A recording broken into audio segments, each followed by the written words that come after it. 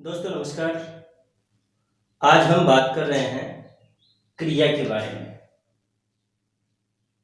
अपना जो आज का बिंदु होगा वो बिंदु होगा क्रिया।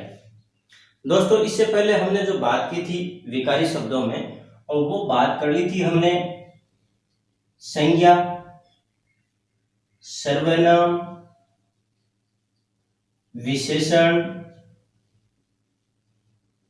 और आज जो बात कर रहे हैं वो बात कर रहे हैं हम क्रिया के बारे में। दोस्तों जहां तक बात आती है सबसे पहले क्रिया बिंदु, तो क्रिया जो है वो क्री धातु से बना है। कौन सी धातु से? क्री धातु से बना है, और जिसका अर्थ होता है करना।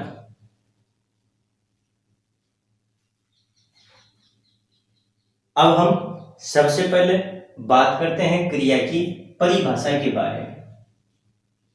तो इसकी जो परिभाषा है वो हम इस प्रकार से ले सकते हैं कि वे शब्द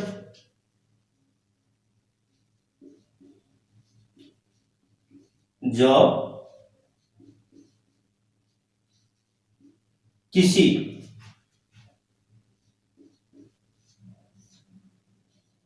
कार्य के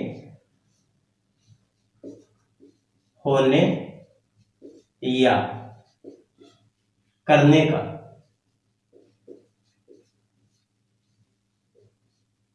बोध कराते हैं, बोध कराते हैं, उसे या उन्हें क्रिया कहते हैं।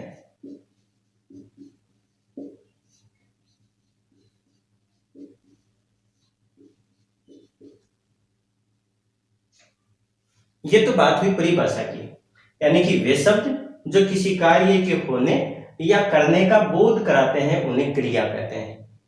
उसके बाद में जो बात करते हैं हम आगे वाले बिंदु पर, जो कि क्रिया का जो बिंदु है वो विभिन्न जो प्रतियोगी जो परीक्षाएं हैं उन सभी प्रतियोगी परीक्षाओं में पूछा जाता है। और आज जो हम बात करने जा रहे हैं और वो बात करेंगे क्रिया के परिभाषा की बात, यानी कि इसके भेद हैं, उन भेदों के बारे में आज हम बात करेंगे। और इनके आधार पर किसी न किसी प्रतियोगी परीक्षा में कोई ना कोई प्रश्न जो क्रिया से जुड़ा हुआ है वो निश्चित रूप से पूछ लिया जाता है। तो अब हम बात कर रहे हैं, यानी कि क्रिया के भेद की बात कर रहे हैं कि क्रिया है उसके कितने भेद हैं, या फिर क्रिया के जो प्रकार हैं। तो क्रिया के भेदों की बात आती है तो वो अलग अलग आधार पर है। अब क्रिया के जो भेद है 3 आधार पर किए गए हैं, जिनमें सबसे पहला जो भेद है वो यानी कि लेते हैं हम कर्म के आधार पर। एक तो है कर्म के आधार पर, एक बात तो ये। दूसरा जो बिंदु आता है इसमें वो बिंदु आता है यानी कि रचना या फिर संरचना। संरचना के आधार पर। और तीसरा जो इसमें बिंदु आता है वो आता है काल के आधार पर। काल के आधार पर। दोस्तों सबसे पहले हम बात करते हैं कर्म के आधार पर। तो कर्म के आधार पर जो क्रिया है उसके 2 भेद हैं, और 2 भेदों में जो बात आ रही है वो बात आ रही है, एक तो आ रही है सकर्मक और दूसरी है अकर्मक। यहां पर सकर्मक के फिर यानी कि 2 भेद हो जाते हैं, और सकर्मक के जो 2 भेद हो जाते हैं वो क्या है? एक कर्मक और दूसरा है यानी कि द्विकर्मक।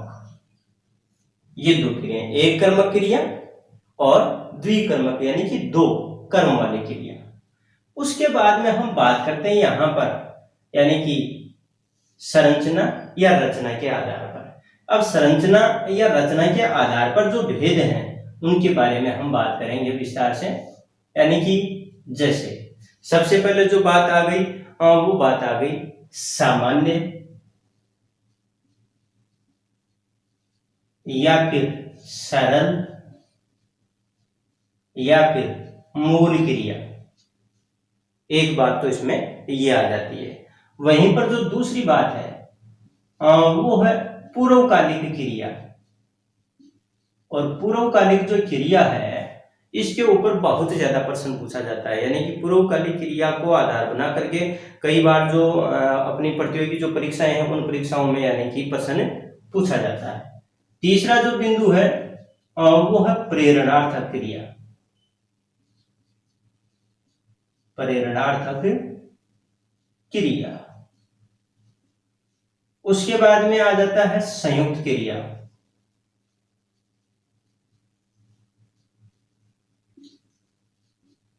संयुक्त क्रिया यानी कि प्रेरणार्थक क्रिया।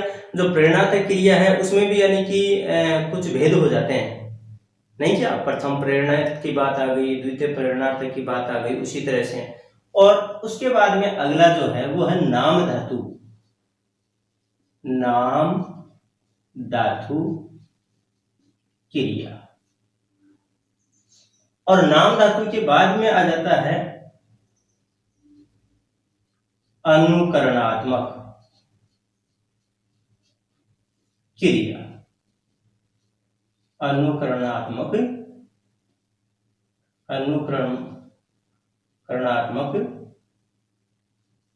क्रिया। उसके बाद में जो बात आती है अनुकरणात्मक के बाद की जो बात आती है वो आती है जैसे समापिका। समापिका क्रिया। समापिका क्रिया पर भी बहुत प्रश्न बनता है। उसके बाद में है सहायक क्रिया। सहायक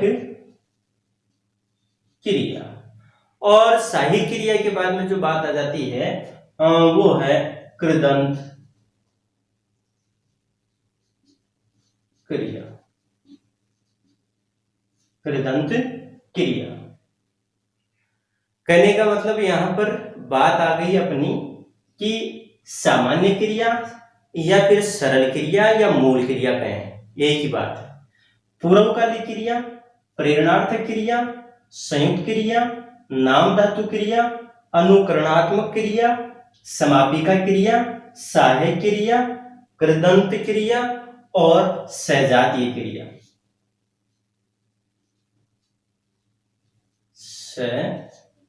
सजातीय क्रिया ये भेद हैं किस आधार पर?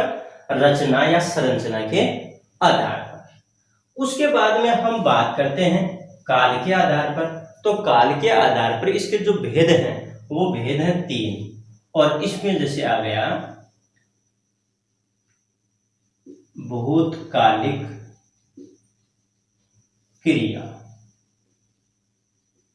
दूसरा इसमें बात आ गई है, यानी दूसरा जो भेद है वो आ गया वर्तमानिक या फिर वर्तमान कालिक कहें इसको, ये ज्यादा सही रहेगा। वर्तमान कालिक क्रिया। और तीसरा जो इसका भेद है वो है भविष्यकालिक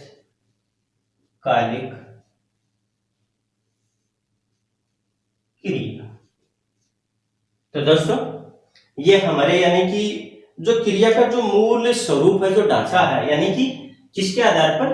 कर्म के आधार पर, रचना या संरचना के आधार पर, काल के आधार पर। ये मूल रूप से यानी कि क्रिया के भेद होते हैं। और इन भेदों की बात अगर हम करें तो मैं इन्हीं बातों को पुनः दोहरा रहा हूं ताकि आप लोगों के दिल और दिमाग में आराम से बैठ जाए। जैसे कर्म के आधार पर बहुत ज्यादा चर्चित है, प्रसिद्ध है। इसको आधार बना करके अपनी प्रतियोगी जो परीक्षाएं हैं उनमें प्रश्न पूछा जाता है। तो कर्म के आधार पर जो यानी कि क्रिया का जो भेद है वो 2 भेद है। एक तो हो गया सकर्मक क्रिया और एक है अकर्मक क्रिया।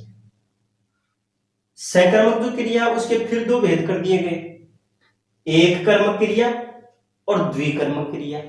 एक यानी कर्मक में तो क्या एक कर्म होता है और द्विकर्मक में दो कर्म होते हैं। रचना या संरचना के आधार पर सामान्य जो क्रिया सरल रूप में, यानी कि जो क्रिया है, यानी कि क्रिया का जो मूल स्वरूप होता है उसमें किसी भी तरह का कोई जोड़ तोड़ नहीं होता, यानी कि वो बात इसमें आती है। पूर्वकालिक क्रिया है, जैसे कि पूर्व काल में जो क्रिया जो कार्य संपन्न हो गया। प्रेरणा की बात आ गई, जिसमें कोई प्रेरणा के द्वारा कोई कार्य किया गया। संयुक्त जो क्रिया, उसमें दो क्रियाओं के मिलने की जो बात आ गई। नाम धातु जो क्रिया है उसमें यानी कि विभिन्न जो संज्ञा, सर्वनाम आदि शब्दों के साथ, यानी कि विभिन्न जो शब्द हैं वो जुड़ करके और फिर क्रिया बनती है। अनुकरण, जिसमें यानी कि विभिन्न जो ध्वनियां वगैरह हैं उनको आधार बना करके अनुकरण करके फिर क्रिया बनती हैं। समापिका में संपन्न होने वाली बात है। सहायक क्रिया की जो बात आ गई, मुख्य क्रिया है उसको यानी कि संपन्न करने में जो सहायता करने वाली जो क्रिया है। कृदंत क्रिया की बात आ गई और सजातीय क्रिया की बात आ गई। कहने का मतलब इन सारी बातों पर हम बात करेंगे और प्रत्येक जो क्रिया का जो भेद है उस पर हम विस्तार से बात करेंगे। वहीं पर काल के आधार पर, दो काल के आधार पर तो जैसे काल तीन प्रकार के हैं। वर्तमान, यानी कि वर्तमान काल की बात आ गई। उससे पहले जैसे भूतकाल है और भविष्य है। कहने का मतलब भूतकाल, वर्तमान काल और भविष्य काल, इस आधार पर ये बात आ गई। इसमें एक महत्वपूर्ण बात है, कहाँ, जैसे ही क्रिया की जो बात आती है, यहाँ पर एक शब्द जो आया ना, ये जो बात है धातु, तो यानी कि धातु किसे कहा जाता है, यहाँ ये जो चीज है इसको बहुत ज्यादा अपने को ध्यान में रखना है। और धातु किसको कहते हैं? धातु का मतलब यहाँ पर है क्रिया का जो मूल रूप है, क्रिया का जो मूल रूप है उसको धातु कहा जाता है। कहने का मतलब है यानी क्रिया के मूल रूप में फिर क्या है कि ये प्रत्यय वगैरह जुड़ते हैं, जो शब्दांश हैं, शब्द हैं, वो जुड़ करके नया रूप बनता है। और अमूमन क्या है, यानी कि जहां तक क्रिया की बात करें तो ज्यादातर पहचान के हिसाब से हम यूं कह सकते हैं कि जिस भी शब्द के अंत में ना, हालांकि मतलब ये बात पूर्णतः 100% रूप में नहीं कह सकते, लेकिन अमूमन ऐसा होता है जैसे जिस शब्द के अंत में ना होता है वो क्रिया का मूल रूप होता है। जैसे कि उठना, पढ़ना, खाना पीना, रोना, उठना, उछलना, कूदना, लेटना, ये सारी की सारी चीजें किस रूप में आ गई? क्रिया के रूप में आ गई। अर्थात इनको हम क्या कहें? क्रिया कहें। और क्रिया का जो मूल रूप है और वो क्या कहलाता है? धातु कहलाता है। तो दोस्तों ये बात हुई किसकी? यानी कि क्रिया के विभाजन की बात। क्रिया की परिभाषा हो गई कि वे शब्द जो किसी कार्य के होने या करने का बोध कराते हैं उन्हें क्रिया कहा जाता है। फिर बात आ गई वेदों की, कर्म के आधार पर, रचना संरचना के आधार पर, काल के आधार पर, और फिर यानी कि इस प्रकार से इन सब के ये भेद हो गए। अब यानी कि हम जो आगे बात करेंगे वो इन क्रियाओं का जो प्रत्येक जो भेद है उस भेद पर बात करेंगे। तो आगे वाला जो भी अपना वीडियो होगा उस वीडियो में प्रत्येक भेद पर हमारी विस्तार से बात होगी। और तब तक के लिए नमस्कार, धन्यवाद।